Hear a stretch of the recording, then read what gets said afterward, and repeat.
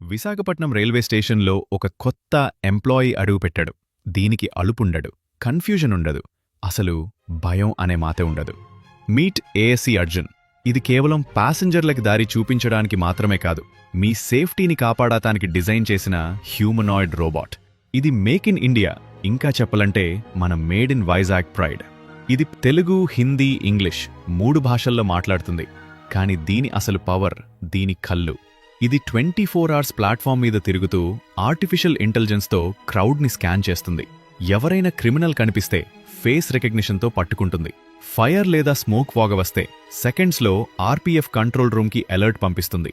ఇది మనుషులని రీప్లేస్ చేయడానికి రాలేదు, ఆర్పీఎఫ్ పోలీసులకు, ప్యాసింజర్స్లకు తొడుగా ఉండడానికి వచ్చింది.